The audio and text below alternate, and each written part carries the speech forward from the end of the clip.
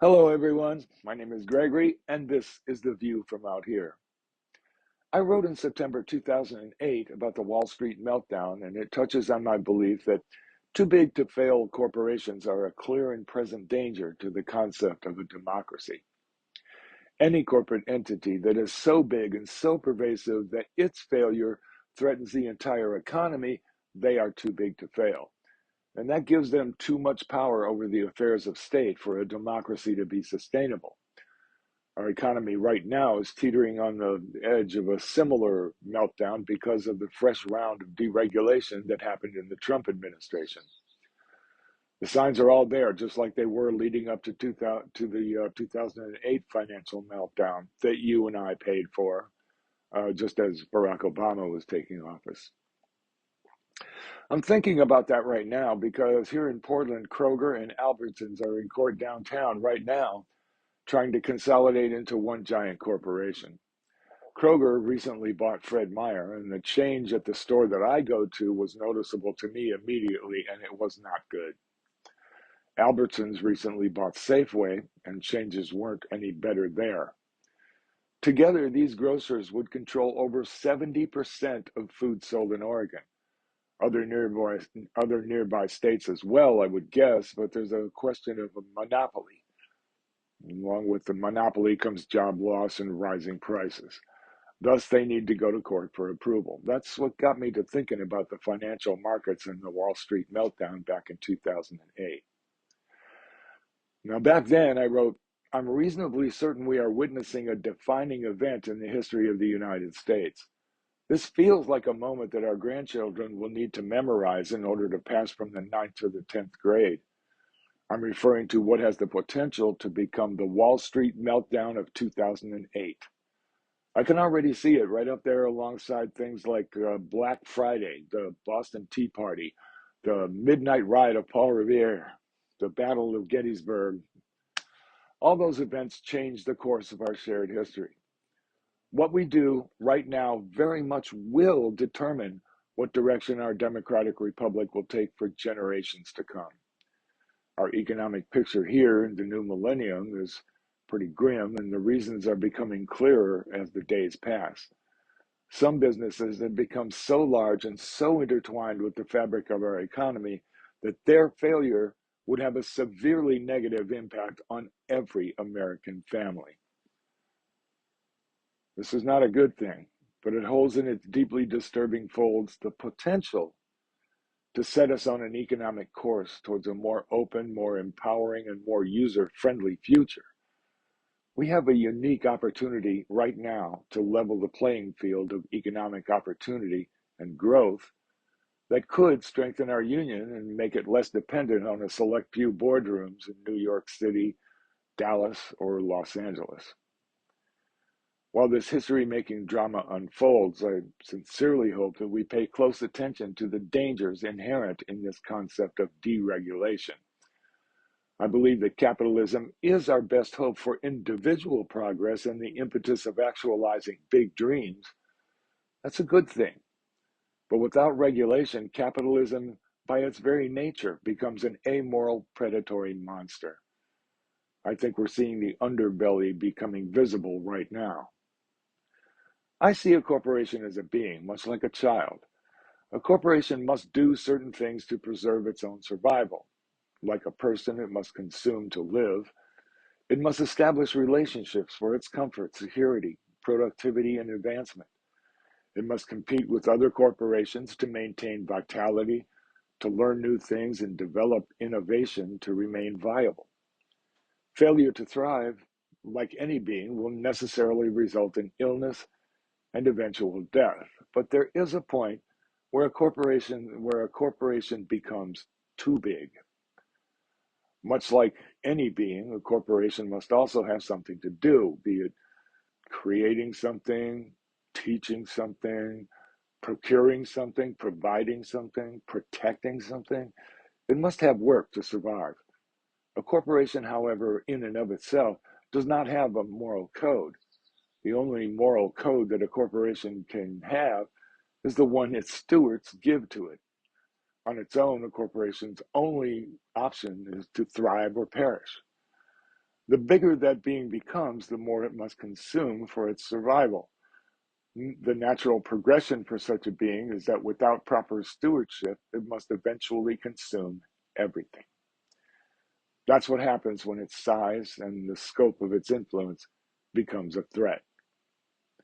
The danger in unregulated capitalism is the lack of proper stewardship, regulation of its size, its consumption, the nature of its work, much like raising and educating a child, is necessary to provide it with sustainable foundation from which to thrive without becoming predatory. In the very same way a child needs guidance for its own protection and consequences for rejecting that guidance, so does a corporation. I hope that we are paying attention to what has happened to the stewards of the financial services corporations now threatening our stability. In a real sense, they became drunk. Their inhibitions, their moral code, their judgment became impaired in an environment of free and unfettered activity. Corporations have largely been left to their own devices for years in an environment of deregulation. And those unregulated devices have brought us to this juncture in our history.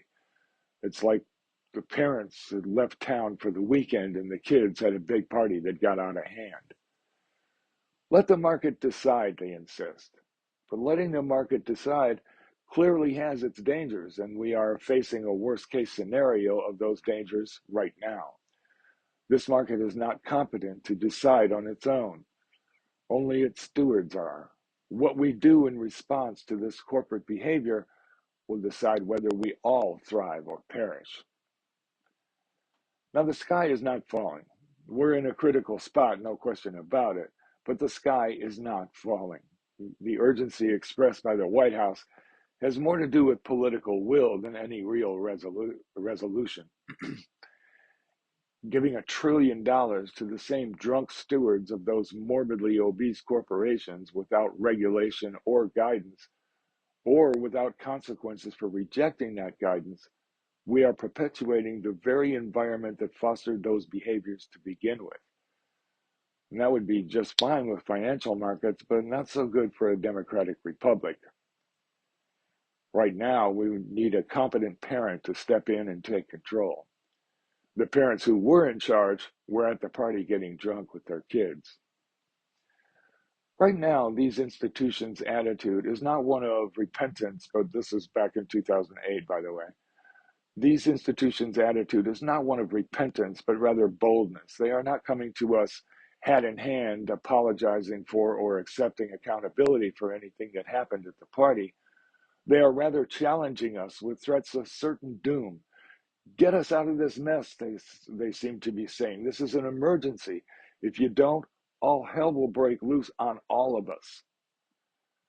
Now, like a child, these corporations who have gotten themselves into trouble need to lose some weight, exercise a little more judgment, eat less junk foods, junk bonds in this case, and learn some manners. Perhaps a good spanking might get their attention. Like a good parent, we must write a big check right now to prevent certain collapse and then take whatever time we need to guide these unruly institutions into sustainable, responsible, well-mannered behavior patterns to prevent further recalcitrance and ensure their continued health and well-being. These institutions have proven beyond a reasonable doubt that they are in dire need of supervision and guidance. Our failure to provide it will say more about our stewardship than it will about their excesses. Now, I said at the top that too big to fail will eventually make democracy unsustainable. Because of further deregulation by the Trump regime, the conditions are even worse now. As evidence, I give you the fact that you are seeing more and more homelessness on the streets of every major city in the United States. A big part of the reason for that is the cost of renting a place to live. It continues to become more and more prohibitive for anyone who isn't at least middle class. And it will get worse and more as more and more companies are buying up houses and apartment buildings nationwide and packaging them into real estate investments. Those packages raise the cost of living spaces because those investment packages have to turn a profit for their stockholders. But homelessness is only a symptom of a bigger problem. The bigger problem is in stewardship. Deregulation of financial markets invites greed and predatory behavior, and that behavior results in outcomes like exploding homelessness that is not going to get better anytime soon without the intervention of a responsible stewardship that can recognize when freedom in financial markets is becoming incompatible with a democratic republic. Okay, I want to thank you for hanging with me so far. And if you're finding anything of value here, please take a second to like and subscribe with the buttons below. And don't forget about my books, Basic Video Production, Everything You Need to Know to Make Video Like a Professional, and my childhood memoir, Searching for Saint Germain, the true story of a gay Catholic orphan. You'll find links to both in the description below. And if you have Kindle Plus, you can read them both for free. Meanwhile, my name is Gregory, and this has been The View from Out Here. Much love.